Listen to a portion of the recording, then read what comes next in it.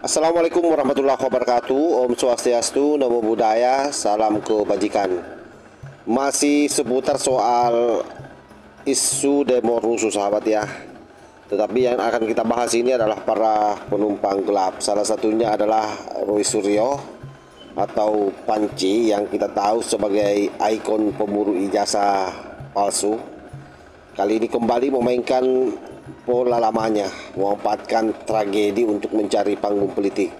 Kematian Afan, seorang driver ojol, dijadikan alasan untuk menyerang lembaga negara seperti KPI. Bahkan diarahkan lebih jauh untuk menyerang mantan Presiden Jokowi dan Gibran Rakabuming Raka. Assalamualaikum warahmatullahi wabarakatuh. Salam. Ya, di kesempatan siang hari ini kami berkumpul di sini bukan hanya sekedar berkumpul, tapi kami ingin bersama-sama, ya, ingin kita merasakan penderitaan yang sama, keprihatinan yang sama atas hal yang dialami saudara kita, ya, almarhum Afan Kurniawan bin Zulkifli yang tadi sekitar pukul 10:30 sudah dimakamkan Taman Umum Karet Bifak di Jakarta. Almarhum meninggal kemarin, ya, atas kebrutalan, ya, aparat, dan kebrutalan itu tidak akan bisa disaksikan atau dilihat oleh rakyat Indonesia kalau tidak didukung juga oleh media. Jadi hari ini secara khusus saya akan menyampaikan, ya, sebuah bukan hanya keprihatinan tapi kecaman terhadap Komisi Penyiaran Daerah Provinsi DKI Jakarta yang sudah membuat surat nomor 309/DKI/8/2025 tertanggal 28 Agustus yang ditandatangani oleh Ketua Komisi Penyiaran Indonesia Daerah Provinsi DKI Jakarta, Saudara Puji Hartoyo. Kebetulan saya pernah menjadi anggota Komisi Penyiaran Indonesia Daerah di Daerah Istimewa Yogyakarta di tahun 2005 sampai dengan 2008, sehingga saya mengerti betul surat yang dikeluarkan oleh KPID DKI ini jauh melampaui wewenangnya, apalagi dia menghimbau untuk TV-TV nasional. Ya. KPID itu tidak ada kuasanya untuk menghimbau TV-TV nasional, ya, kecuali yang diarahkan adalah TV-TV daerah. Jadi dia mengambil Undang-Undang Nomor 32 Tahun 2002 tentang penyiaran, mengambil pedoman perilaku penyiaran di pasal 22 dan SPS, ya, standar program siaran pasal 40, pasal 41 dan pasal 42 serta Undang-Undang Pers Nomor 40 Tahun 99. KPID tidak terkait langsung sebenarnya dengan Undang-Undang Pers, ya. Dia mengkaitkan juga dengan Undang-Undang Pokok Pers. Dan di sini jelas betul KPID DKI, ya, kemudian memberikan surat itu untuk 37 lembaga penyiaran. Itu nanti ada pada surat yang akan dibacakan oleh rekan Gafur, ya, poin-poinnya. Tapi himbauannya justru untuk antara lain tidak menayangkan siaran atau liputan unjuk rasa yang bermuatan kekerasan secara berlebihan. Secara berlebihan ini sulit untuk ditakar atau untuk dinilai, ya, karena apa? Ini sangat subjektif. Sehingga akibatnya apa? Masyarakat tidak mendapatkan haknya untuk mendapatkan informasi. Siapa lagi yang bisa mengerti tentang tragedi yang dialami oleh almarhum Afan Kurniawan kalau tidak dari media? Ya. Karena justru dari media itulah, baik media konvensional, media mainstream maupun media alternatif, kita mendapatkan informasi itu.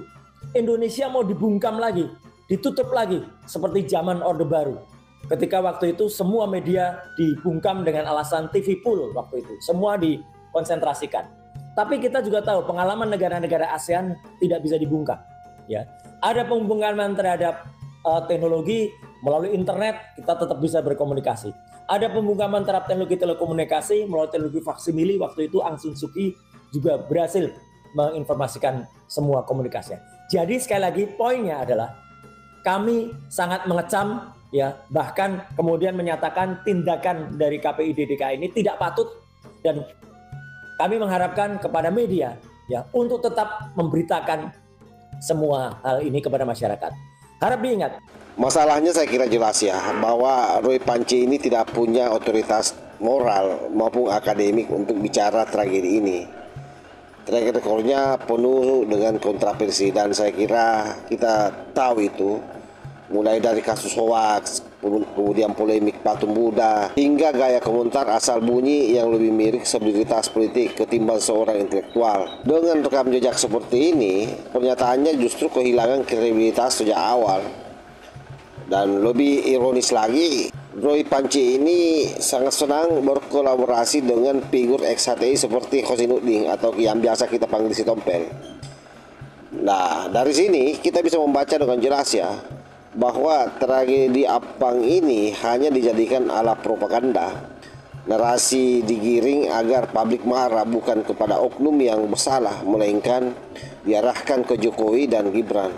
Dan tentu bagi orang yang waras, pasti paham betul bahwa ini adalah merupakan pola manipulatif, mengubah kesedihan publik menjadi bahan bakar politik murahan. Logika yang dipaksakan Roy Panci ini saya kira apapun alasannya, ini sangat rapuh ya, apalagi menyalahkan KPI dalam tragedi ini. Ini jelas tidak relevan, karena KPI bukan lembaga yang mengatur demo atau lalu lintas, tetapi narasinya dipaksa agar seolah semua salah negara, semua salah pemerintah. Inilah pola klasik sahabat ya, mencari kambing hitam bukannya mencari solusi. Jadi Roy Panci ini seolah-olah menjadi penyambung suara rakyat, padahal yang ia lakukan hanyalah memperkeruh suasana. Ia tidak memberikan empati tulus pada korban, tidak menawarkan jalan keluar, hanya sibuk mengkapitalisasi tragedi untuk menyerang lawan politik. Sehingga kita dapat menyimpulkan bahwa pernyataan Panci ini sesungguhnya bukanlah sesuatu yang objektif, melainkan panggung politik yang basi sebenarnya. Ya ingin terlihat relevan, padahal publik sudah paham rekam jejaknya penuh dengan sensasi. Tragedi apa seharusnya jadi momentum memperkuat perlindungan warga, bukan dijadikan bahan dagangan politik sebagaimana yang dia gaungkan. Dengan begitu, saya kira memang publik perlu waspada ya. Suara yang disuarakan oleh Panci dan kawan-kawan ex-HTI ini, saya kira bukanlah suara kebenaran, melainkan gema propaganda yang ingin menumbangkan kepercayaan rakyat pada negara. Oleh karena itu kita minta Bapak Presiden Prabowo agar tegas ya, tidak saja omong-omong, bagaimana menindak mereka ini para penunggang gelap, karena ini yang sangat berbahaya sebenarnya. Sebab bagaikan orang yang lagi memercikkan bensin di tengah-tengah ranting kering yang menumpuk sehingga gampang terbakar.